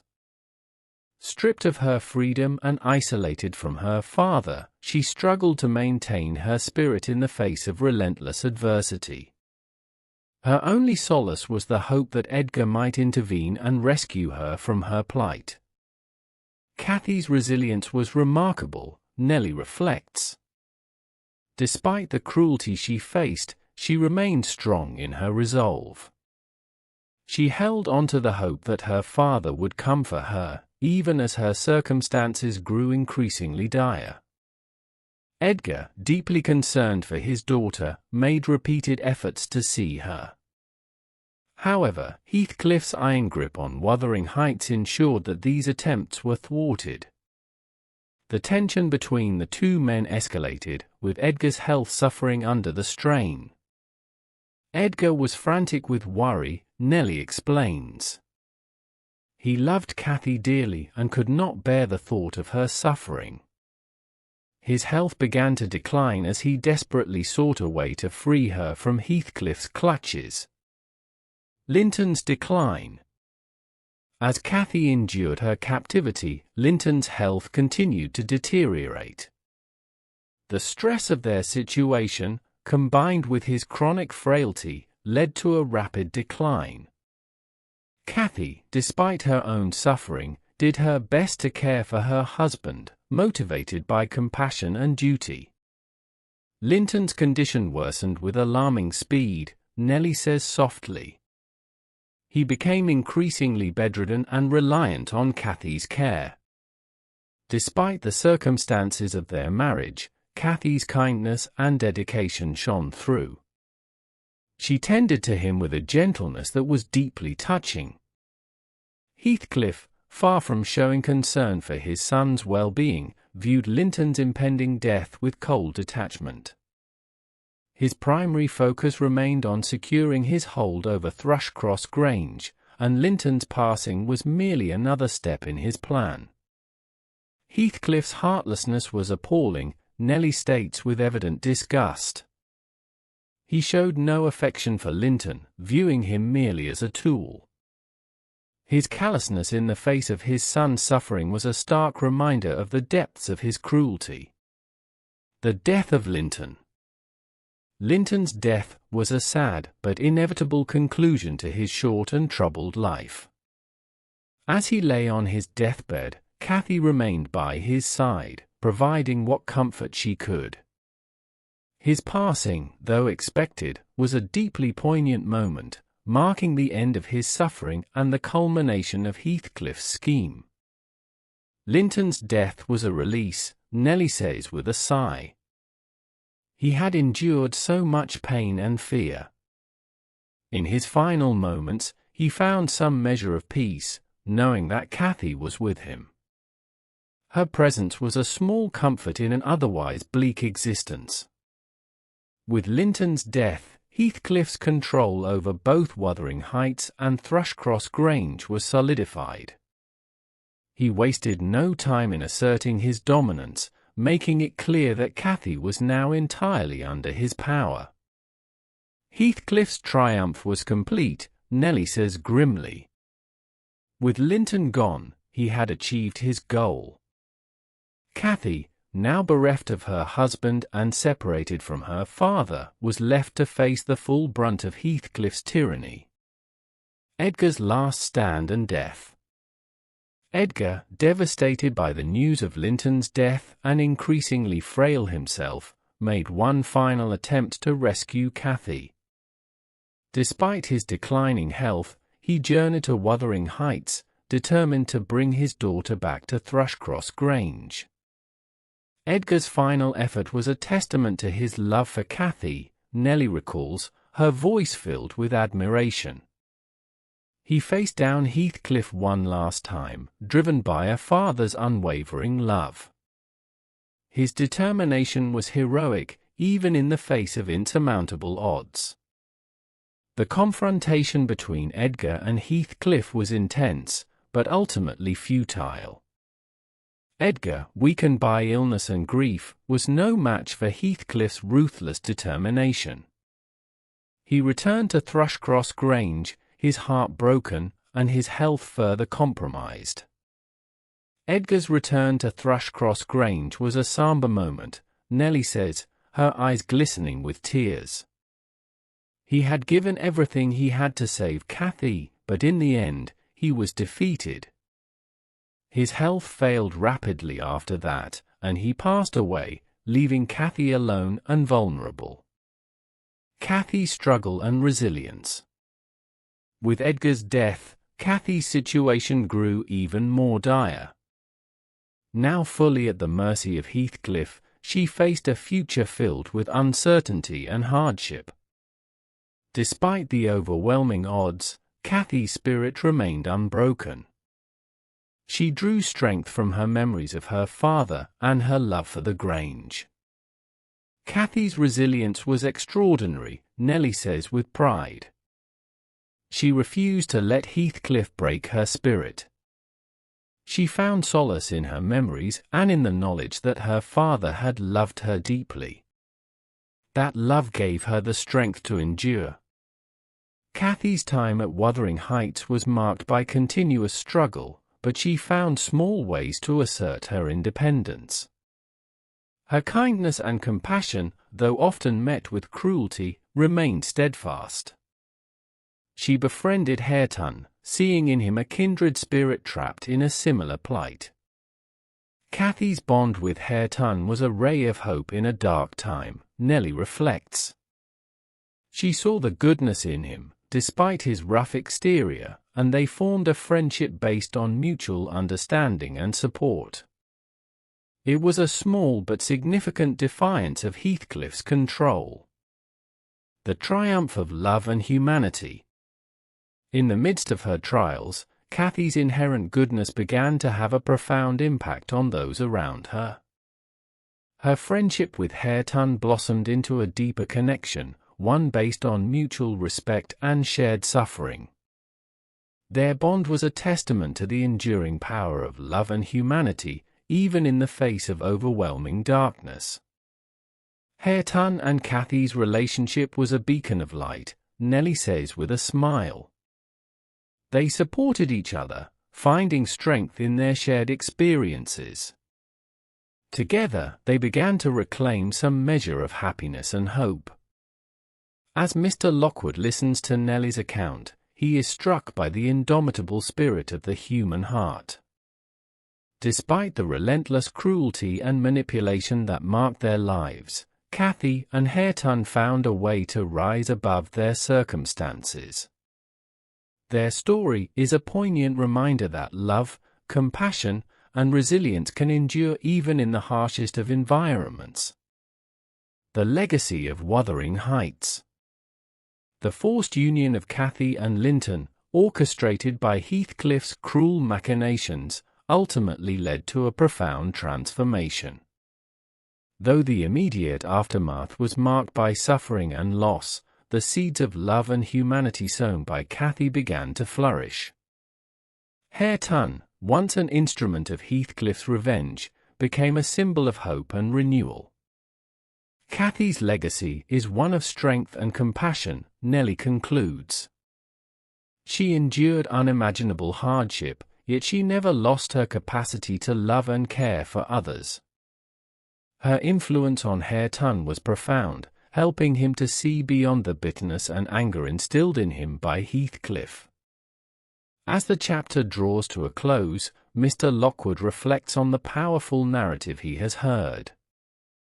The story of Wuthering Heights is one of intense passions, tragic losses, and the enduring power of love and resilience. It is a testament to the complexity of human nature and the unyielding spirit of those who refuse to be broken by their circumstances. Chapter 10: The Downfall of Heathcliff. The saga of Wuthering Heights took a grim and poignant turn as Heathcliff, having executed his plans of revenge with ruthless precision, found himself trapped in the very web of torment he had woven for others. Mr. Lockwood, eager to comprehend the full arc of this tragic narrative, listened intently as Nelly Dean narrated the slow unravelling of Heathcliff's psyche, driven by an obsessive longing for the late Catherine Earnshaw. The fruits of vengeance.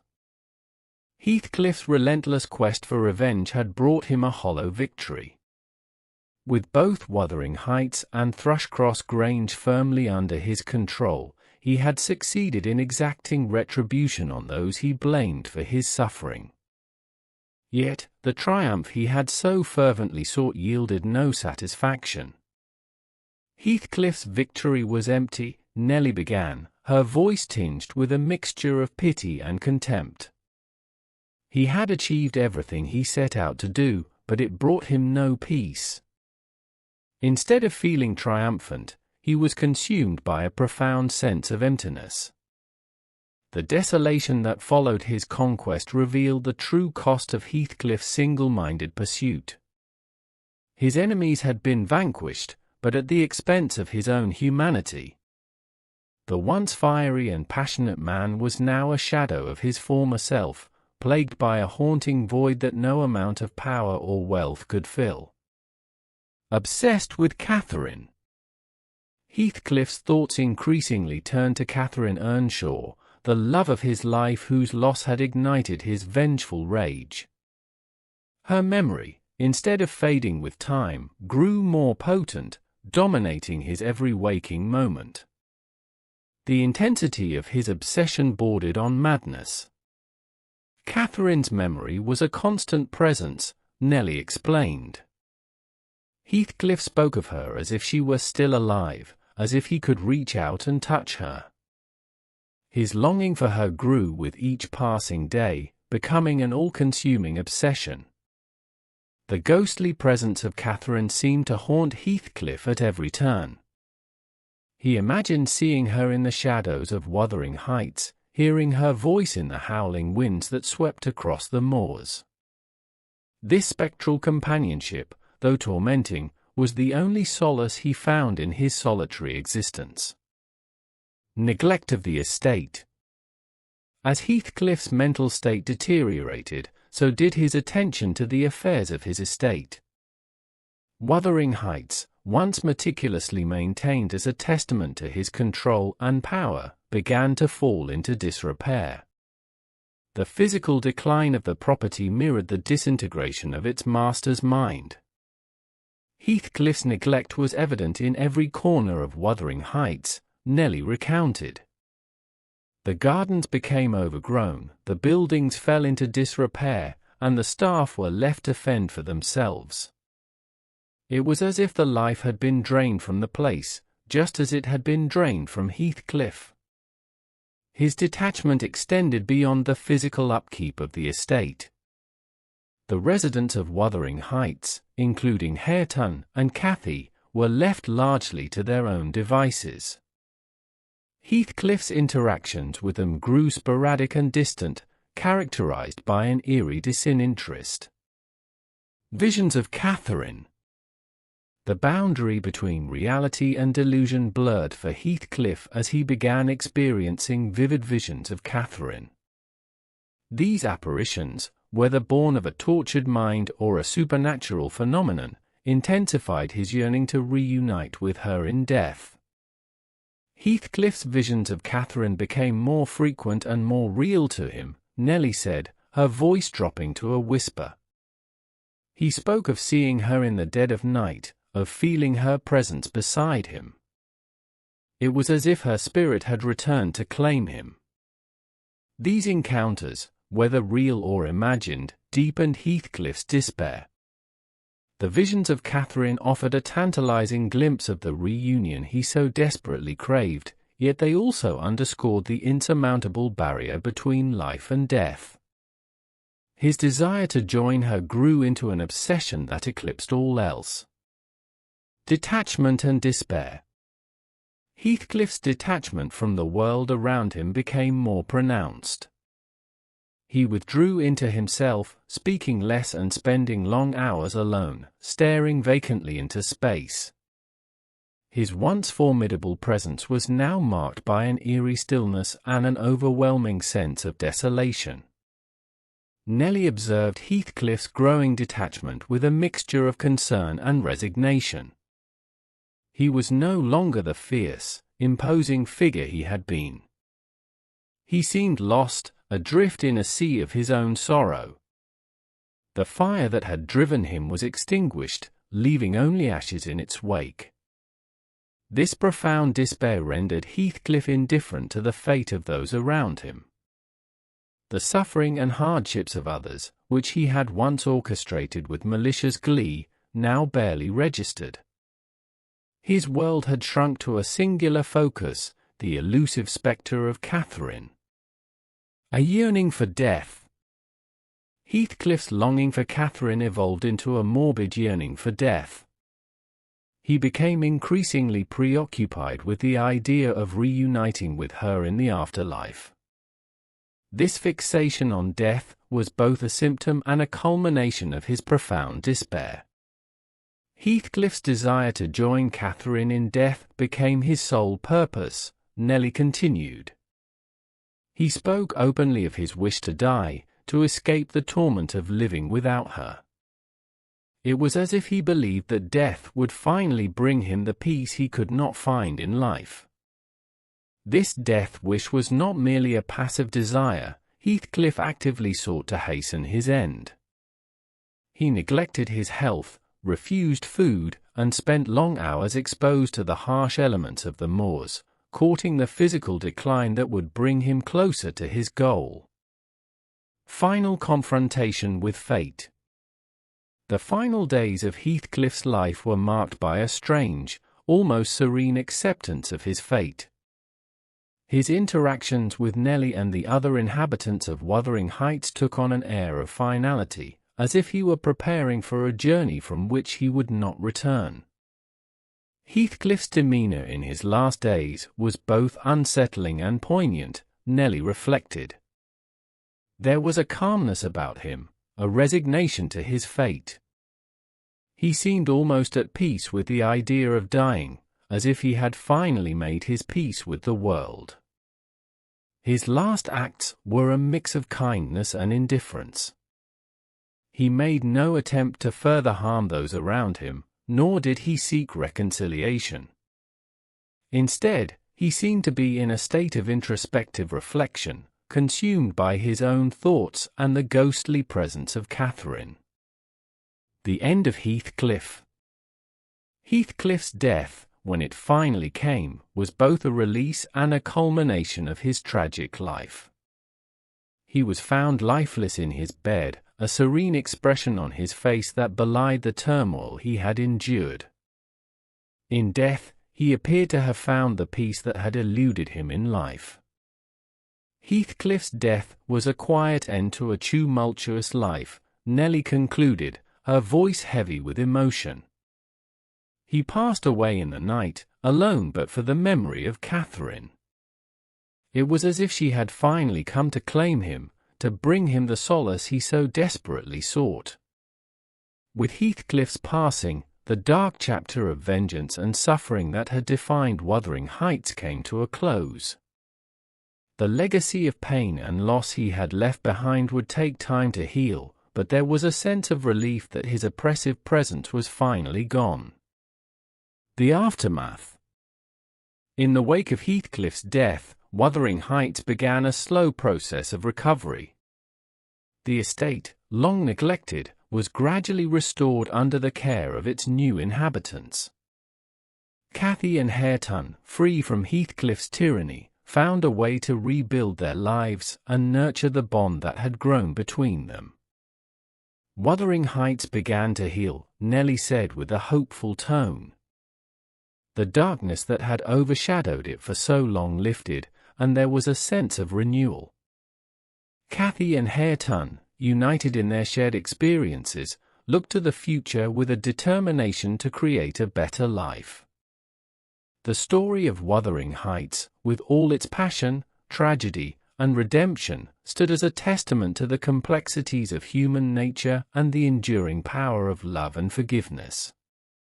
Mr. Lockwood, having heard the full tale, left with a profound sense of the depth and resilience of the human spirit. Chapter 11: Redemption and Love.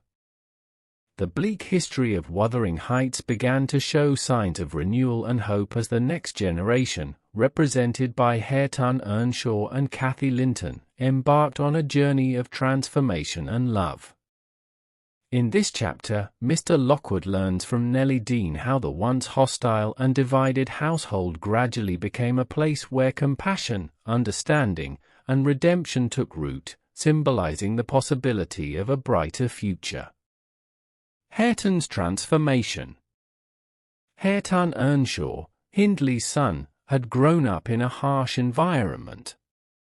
Deprived of education and subjected to Heathcliff's cruelty, he had become rough around the edges, embodying the wildness and rawness of the moors. His early years were marked by anger and resentment, traits fostered by his upbringing under Heathcliff's tyrannical rule. Hareton's life had been one of hardship and neglect, Nelly begins, her voice filled with empathy. Heathcliff had ensured that he grew up without the advantages that should have been his birthright. Yet, despite everything, there was a spark of goodness in him that refused to be extinguished. Cathy Linton, on the other hand, had been raised in relative comfort at Thrushcross Grange. Her upbringing, though marred by her mother's death and her father's sorrow, had endowed her with a sense of compassion and a desire to see the best in people. When she first came to Wuthering Heights, the clash between her refined nature and Hareton's rough demeanour was inevitable. The initial conflict. Their early interactions were fraught with tension.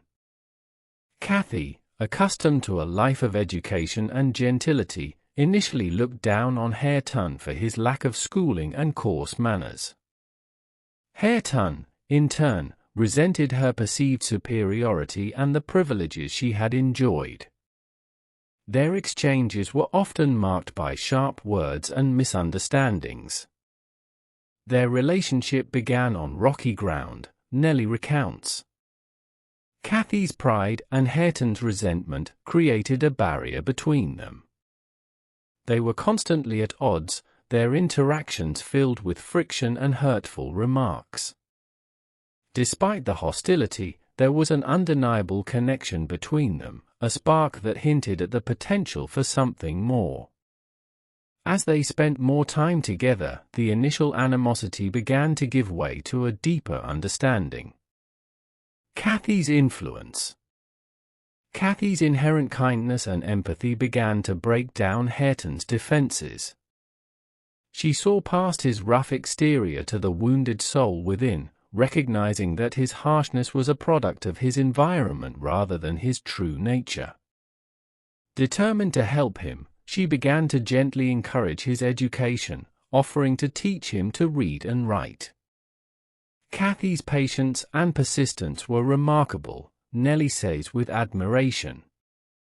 She approached Hareton with a genuine desire to help, understanding that he had been denied opportunities that should have been his. Her efforts were met with resistance at first, but she never gave up. Hareton, initially suspicious of Cathy's motives, slowly began to respond to her overtures. Her genuine care and the time she invested in him started to chip away at the walls he had built around himself. The lessons they shared became a bridge, connecting their disparate worlds. Learning to read and write was a revelation for Hareton, Nelly explains. It opened up a new world for him, one filled with possibilities and a sense of self-worth that he had never experienced before. Cathy's influence was transformative, helping him to see himself in a new light. The blossoming of love. As Hareton's rough edges began to soften, Cathy's feelings towards him evolved. The initial disdain she had felt was replaced by a deep respect and affection. Hareton, too, found himself drawn to Cathy's warmth and intelligence. Their bond grew stronger, rooted in mutual respect and shared experiences. Their relationship blossomed in the most beautiful way, Nelly says with a smile. What began as a contentious connection turned into a deep and abiding love. They brought out the best in each other, each becoming a better person because of the other. Their love story was a stark contrast to the tumultuous relationships that had defined Wuthering Heights in the past. It was a relationship built on mutual support, understanding, and the desire to see each other thrive. Their growing affection brought a sense of hope and renewal to the estate. Heathcliff's observations. Heathcliff, observing the budding relationship between Cathy and Hareton, experienced a complex mix of emotions. His initial reaction was one of irritation and anger, seeing their happiness as a stark reminder of his own lost love and the emptiness of his vengeance. However, as time passed, his perspective began to shift. Heathcliff was initially hostile to their relationship, Nelly recalls. He saw it as a threat to the control he had exerted over Wuthering Heights and the people within it. But as he watched them, something within him began to change. The sight of Cathy and Hareton together, so reminiscent of his own youthful love with Catherine Earnshaw, stirred something deep within Heathcliff. The futility of his hatred and the destructive path he had chosen became increasingly apparent. The love and renewal he witnessed forced him to confront the emptiness of his existence. A sense of relief and resignation. As Cathy and Hareton's relationship flourished, Heathcliff began to feel a strange sense of relief. Their happiness and the positive transformation of Wuthering Heights offered a counterpoint to his own bitter experiences. The realization that love and kindness could thrive in the place he had once filled with darkness brought him a measure of peace. Heathcliff's resignation was palpable, Nelly says softly. He began to withdraw, his presence in the household becoming less oppressive. It was as if he had finally accepted the futility of his hatred and the inevitability of change. Heathcliff's growing detachment was marked by a cessation of his vengeful schemes. He no longer sought to manipulate or harm those around him. Instead, he seemed to be in a state of introspection, coming to terms with the choices he had made and the life he had led. The redemption of Wuthering Heights. The transformation of Wuthering Heights under the influence of Cathy and Hareton was profound. The once gloomy and oppressive atmosphere began to lift, replaced by a sense of hope and renewal. The estate, long a symbol of suffering and revenge, started to heal. Wuthering Heights became a place of life and hope, Nelly remarks with satisfaction. The changes brought about by Cathy and Hareton's love were evident in every corner. The gardens flourished, the house was cared for, and there was a sense of joy that had been absent for so long. Their love story, set against the backdrop of a place steeped in pain, was a testament to the resilience of the human spirit and the transformative power of love. It was a redemption not just for Cathy and Hareton, but for Wuthering Heights itself. A new beginning. As Mr. Lockwood listens to Nelly's narrative, he is struck by the profound change that has taken place. The story of Wuthering Heights, once dominated by vengeance and despair, has found a new chapter in the love and redemption embodied by Cathy and Hareton. Their relationship offers a hopeful vision for the future, one where the mistakes and tragedies of the past do not dictate the course of their lives. Hareton and Cathy represent a new beginning, Nelly concludes with a hopeful note. Their love and determination have breathed new life into Wuthering Heights. They have shown that even in the darkest places, there is always the potential for light and renewal.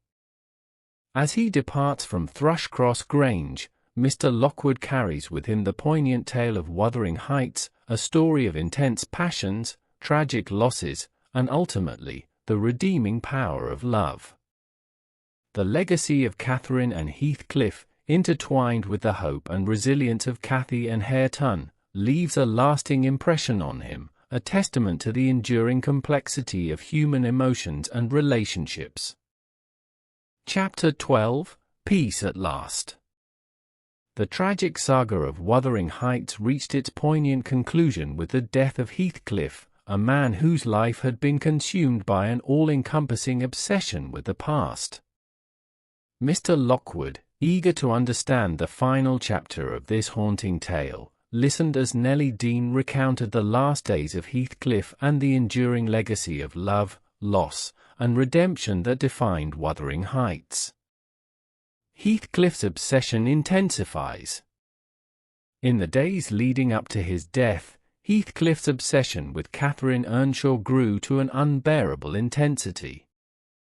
The vision of her, which had haunted him for so many years, became an almost tangible presence, blurring the lines between reality and his tortured imaginings. Heathcliff's every thought and action seemed to revolve around the spectral image of his lost love.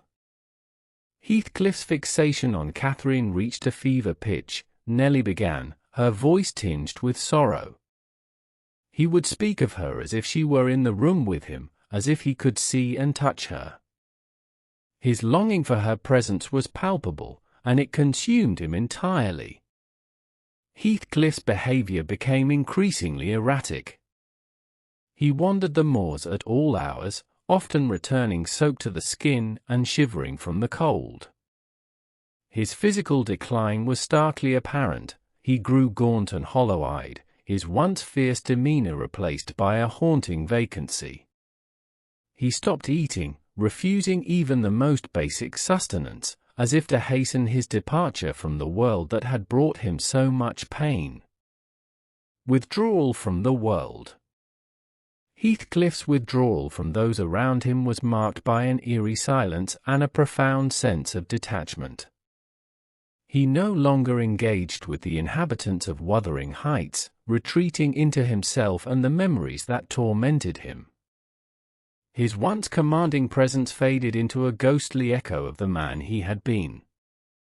Heathcliff became a shadow, Nelly recalled. He spoke to no one, acknowledging neither friend nor foe. His world had shrunk to the confines of his own mind, where he seemed to live in a perpetual state of mourning and yearning. The isolation he imposed upon himself was absolute. Even Hareton and Cathy, whose burgeoning love and hope had begun to breathe new life into the household, could not penetrate the fortress of sorrow Heathcliff had built around himself. He avoided their company, retreating to the solitary confines of Catherine's old room, where he spent hours staring into the darkness. The final night. The end came quietly, without the dramatic flourish that had marked so much of Heathcliff's life. One stormy night, as the wind howled around the ancient walls of Wuthering Heights, Heathcliff's long struggle finally came to an end. Nelly, who had kept a vigilant watch over him, discovered his lifeless body the next morning. "I found him in Catherine's old room," Nelly said, her voice breaking with emotion. He was lying on the bed, his eyes closed, and a strange, serene expression on his face. It was as if he had finally found the peace that had eluded him in life. Heathcliff's death, though expected, cast a pall over the household. The man who had dominated the lives of those at Wuthering Heights for so long was gone, leaving behind a legacy of pain and passion. Yet, in his final moments, there was a sense of release, as if he had been reunited with the only person who had ever truly mattered to him. A serene expression. The serene expression on Heathcliff's face in death was a stark contrast to the torment he had endured in life. It was as if, in those final moments, he had found solace in the thought of being reunited with Catherine. The peaceful look suggested that, at last, he was free from the chains of his earthly suffering.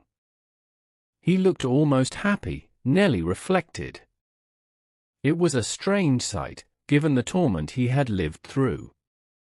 But in death, he seemed to have found a semblance of the peace he had longed for. The staff and remaining inhabitants of Wuthering Heights, though relieved to be free of his oppressive influence, could not help but feel a measure of pity for Heathcliff. His life, marked by such intense passion and relentless vengeance, had ended in a quiet, almost anticlimactic manner. Yet, the peace on his face suggested a resolution, a final chapter in his tragic love story with Catherine Earnshaw. Lockwood's reflections and visit to the graves. Mr. Lockwood, having heard the entirety of the tale from Nelly, felt compelled to visit the graves of those whose lives had been so deeply intertwined. He made his way to the churchyard where Catherine Earnshaw, Edgar Linton, and now Heathcliff lay buried. The sight of their graves, side by side, struck him with a profound sense of the enduring legacy of their tragic story. The graves were a somber reminder of the lives and loves that had been lost, Lockwood mused. Catherine and Edgar, resting peacefully, and Heathcliff, finally at peace beside them. It was a poignant tableau, encapsulating the sorrow and the passion that had defined their lives. As he stood by their graves, Lockwood contemplated the cycles of love and revenge that had played out at Wuthering Heights. The story, filled with so much pain and suffering, also held within it the seeds of redemption and hope. The love between Cathy and Hareton, a love that had flourished despite the darkness, symbolized the possibility of a brighter future. The new beginning at Wuthering Heights. The transformation of Wuthering Heights, under the influence of Cathy and Hareton's love, was a testament to the resilience of the human spirit. The estate, once a place of desolation and despair, began to show signs of renewal.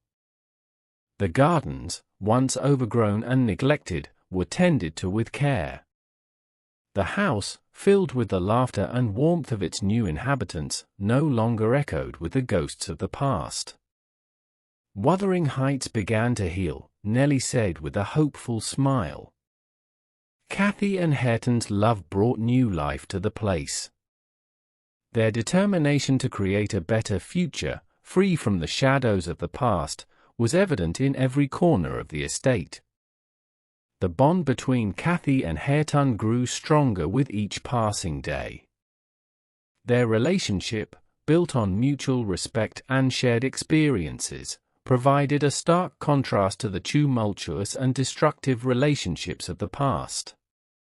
They found joy in simple things, in the shared labor of restoring the estate, and in the quiet moments they spent together. End of the cycle of revenge. Heathcliff's death marked the end of a cycle of revenge that had dominated Wuthering Heights for so long. With his passing, the oppressive atmosphere of bitterness and anger began to lift. The new generation, represented by Cathy and Hareton, offered a promise of healing and renewal. Cathy and Hareton's love was a beacon of hope, Nelly concluded. It showed that even in the darkest places, there is always the potential for light and redemption. Their story was a testament to the enduring power of love and the possibility of a brighter future. As Mr. Lockwood prepared to leave Wuthering Heights, he carried with him the profound lessons of the story he had heard. The tale of intense passions, tragic losses, and ultimate redemption left a lasting impression on him. It was a reminder that, despite the suffering and darkness that can pervade human life, there is always the possibility of renewal and peace. A promise of a brighter future. The story of Wuthering Heights, with its complex interplay of love, revenge, and redemption, ultimately offered a vision of hope.